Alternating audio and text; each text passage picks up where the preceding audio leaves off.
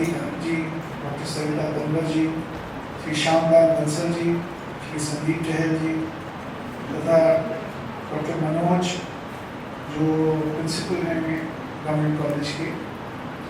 मैं आप सबका भी बहुत आभार व्यक्त करूँगा कि आपने समय निकालकर आज इस कार्यक्रम में उपस्थिति दी है। ये बड़ी सौभाग्य की बात है। और इस कार्यक्रम में बाकी जितने भी लोग आज यहाँ आए हैं, कुछ हमारे मित्र दिल्ली से भी आए हैं, मुझे ऐसा पता लगा दिल्ली से इस कार्यक्रम के लिए आए हैं, आपका बहुत बहुत आभार।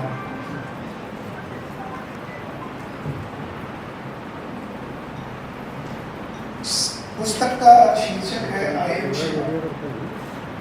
सवाल बड़ा स्पष्ट है कि क्या मैं शिव हूँ?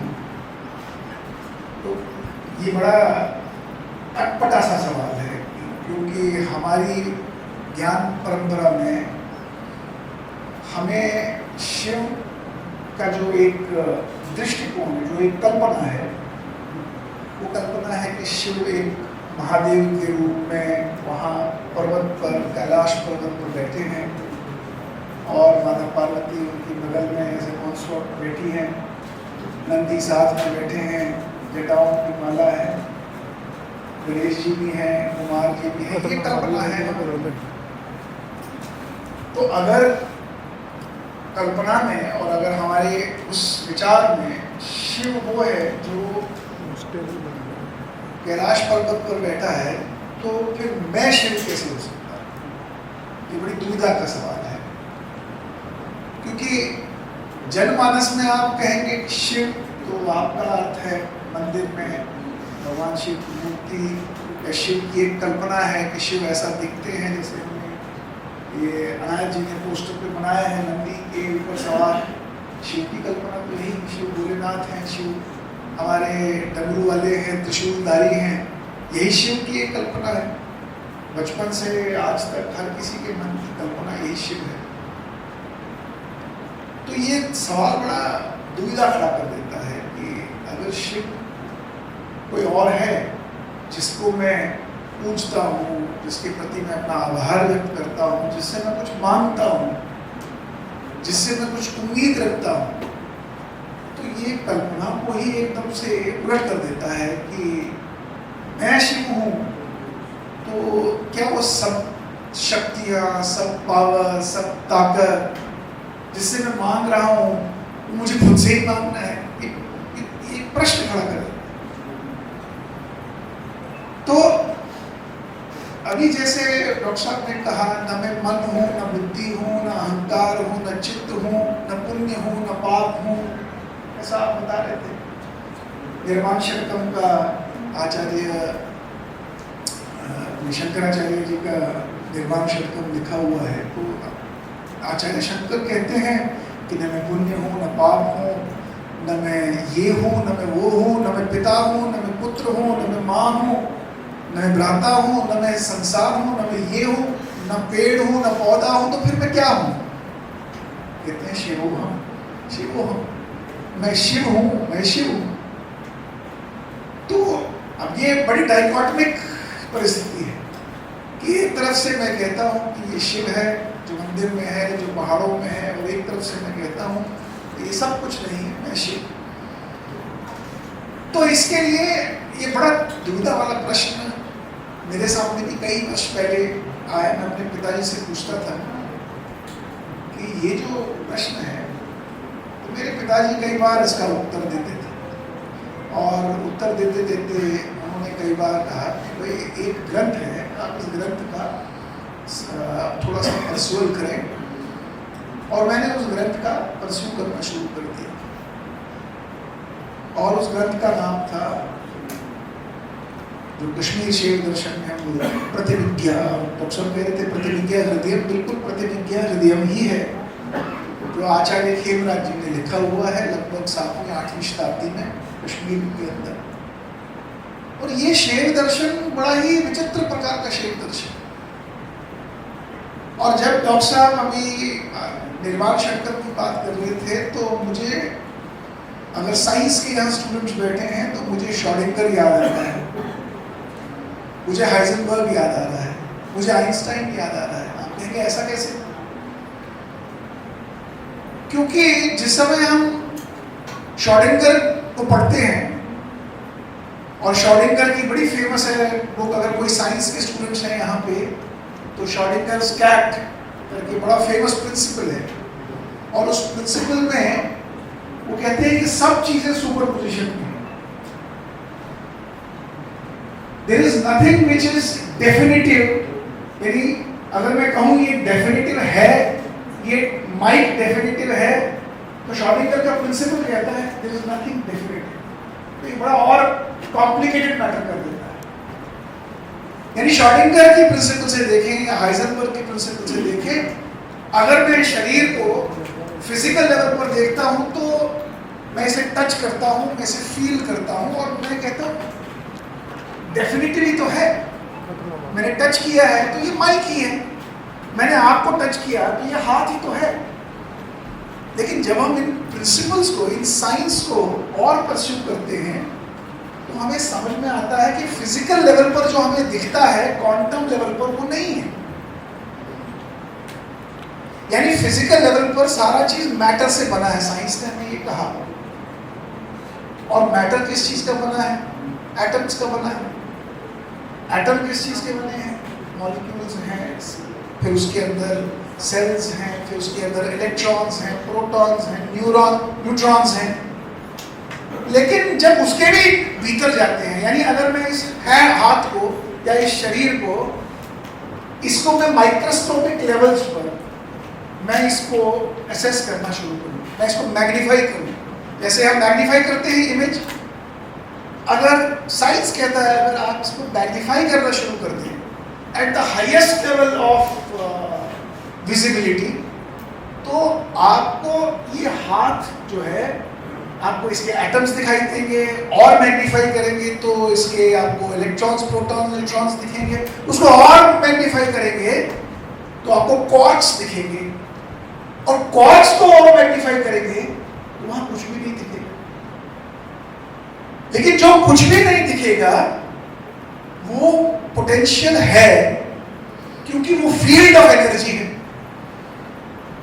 यानी टेक्निकली स्पीकिंग, फिजिकली तो मैं एक मैटर हूं, एक सॉलिड मैटर हूं, लेकिन क्वांटम लेवल पर मैं एक वाइब्रेटिंग फील्ड हूं।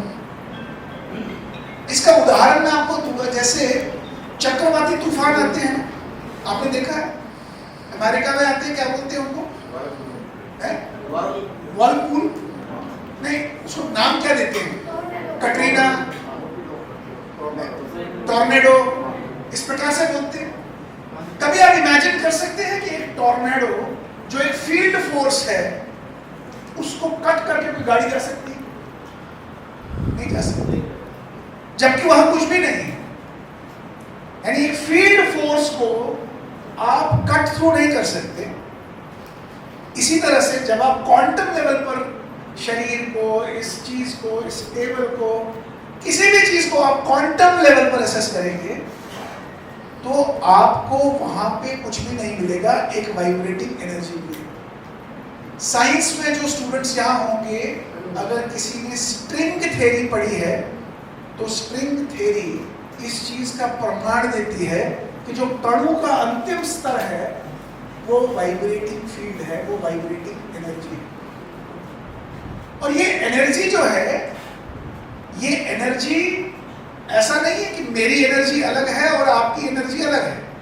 यानी अगर हम शरीर हटा दें, मांस हड्डियां हटा दें, तो दोनों के बीच में वाइब्रेटिंग एनर्जी है जो एक ही लेवल पर वाइब्रेट कर रही है। यानी ये जो सारी सृष्टि की होलनेस है, यानी पूरी सृष्टि की जो होलनेस है, वो एक होलनेस, एक conscious quantum field of energy के समान है। यानी ये पूरी सृष्टि, यानी ये यूनिवर्स, अब साइंस से मल्टीवर्स भी कहता है, क्योंकि एक यूनिवर्स नहीं है, मल्टीपल यूनिवर्सेस हैं। और मल्टीपल यूनिवर्सेस से मैं आपको छोटा सा उदाहरण दूंगा, क्योंकि थोड़ा सा टफ सब्जेक्ट भी है। आपने राजा टपुदमी की कहानी सुनी होगी और रेवती की कहानी सुनी होगी। हमारे यहाँ अभी साइंस जो है मल्टीवर्स की बात करता है। और क्रिस्टोफर नॉलन की अभी एक पिक्चर भी आई थी, किसने देखी है क्रिस्टोफर नॉलन की पिक्चर? नहीं देखी। क्रिस्टोफर नॉलन की पिक्चर में हीरो जो है वो धरती पे बड़ा त्रासदी होती है, बड़ी समस्याएं खड़ी हो जाती हैं, तो साइंस फिक्शन मूवी है, तो साइंटिस्ट उसको दूसरी दुनिया में भेजते हैं और दूसरी दुनिया में जाने का मतलब है उसे एक नई यूनिवर्स में जाना है और वहां से धरती के लिए इस यूनिवर्स के लिए सोल्यूशन लेके आना है, और वो उसको एक वर्म होल से भेजते हैं। एज पर द इंटरस्टेलर नाम है मूवी का, अगर आपने देखी हो क्रिस्टोफर नॉलन की इंटरस्टेलर, जिसमें वो इस यूनिवर्स से दूसरी यूनिवर्स में वर्म होल के थ्रू चला जाता है और वापस आता है सोल्यूशन लेके। लेकिन हैरानी की बात उस मूवी में ये आपको देखने को मिलेगी कि जब वो इस यूनिवर्स से दूसरी यूनिवर्स में जाता है 5 साल 2 साल 10 साल बाद जब वो वापस लौटता है, उसका पूरा परिवार कंप्लीटली खत्म हो गया होता है। उसके परिवार में जो उसकी बीवी है, उसके बच्चे, उनके भी बच्चे बड़े हो गए होते हैं, लेकिन क्रिस्टोफर नॉलन की इस मूवी में हीरो अभी भी उसी उम्र के लगभग वापस अर्थ पे आता है। बड़ी अचंभे वाली बात है, लेकिन ये हमें आज के साइंस की टाइम डायलेशन की ओर इशारा करती है। यानी टाइम डायलेट होता है, समय, यानी समय आपके लिए हो सकता है क्लॉक वाला समय हो, लेकिन समय जो विश्व का समय है वो कांस्टेंट नहीं है, वो रिलेटिव नहीं है। और राजा कपुदम्नी की कहानी बड़ी ब्यूटीफुल कहानी है। जब राजा अपनी पुत्री कपुदम्नी जो रेवती है उसके लिए शादी करना चाहते हैं, तो उनको समझ में नहीं आता कि किस राजकुमार से शादी कराएं, तो वो ब्रह्मलोक चले जाते हैं। अब उस समय वर्म होल था कि नहीं था, वो कैसे गए? वो ब्रह्मलोक चले गए और ब्रह्मलोक में ब्रह्मा जी के यहाँ 3 दिन इंतजार करना पड़ता है। देखिए हजारों साल पुरानी कहानी। और वहां जाके ब्रह्मा जी 3 दिन बाद जब उनसे मिलते हैं तो पूछते हैं कैसे आना हुआ? वो कहते हैं मेरी पुत्री का ब्याह करना है, ये 10 राजकुमारों के नाम है, आप मुझे बताएं कि मैं किससे इनका ब्याह कराऊं? तो ब्रह्मा जी हंस पड़ते हैं। तो ब्रह्मा जी हंस के बोलते हैं भाई ऐसा है कि ये लोग तो अब श्लोक में है ही नहीं। तो वो हैरान हो जाते हैं ऐसे कैसे? कहते हैं 3 दिन जो आप मेरा इंतजार इस लोक में किए, पृथ्वी लोक पे तो 3 युग निकल गए। और हैरानी की बात है कि जब वो वापस पृथ्वी लोक पे आते हैं तो उस समय बलराम यानी कृष्ण और बलराम वाला युग चल रहा होता है, द्वापर। तो द्वापर में फिर उनकी पुत्री का ब्याह बलराम के साथ होता है। ये कहानी मैंने आपको इसलिए बताई कि हजारों वर्ष पूर्व भारत की ज्ञान परंपरा में एक टाइम डायलेशन के ऊपर कथा अंकित है, जो कभी किसी ने सुनी नहीं, जानी नहीं, समझी नहीं और रिलेट नहीं की। लेकिन इंटरस्टेलर की एक मूवी क्रिस्टोफर नॉलन ने बनाई, क्योंकि मॉडर्न साइंस कहता है कि टाइम डायलेट होता है, क्योंकि मॉडर्न साइंस कहता है। तो इसलिए जब मैंने कहा पावर ऑफ कॉन्शियसनेस, क्योंकि कश्मीर शिव दर्शन में और भारतीय ज्ञान परंपरा में शिव को हम मानते हैं कॉन्शियसनेस, चित्त, चित्ती, चैतन्य अवस्था। अब चैतन्य अवस्था वही अवस्था है जहां सारा द्वैत खत्म हो जाता है, जहां मैं और आप, यानी अभी हम द्वैत की अवस्था में रहते हैं और इस द्वैत की अवस्था से निकलना बड़ा मुश्किल है। उसका कारण भी मैं आपको बताऊंगा, परंतु चैतन्य अवस्था है शिवत्व, शिव की अवस्था, जहां पे द्वैत है ही नहीं, जहां एब्सोल्यूट फ्रीडम है।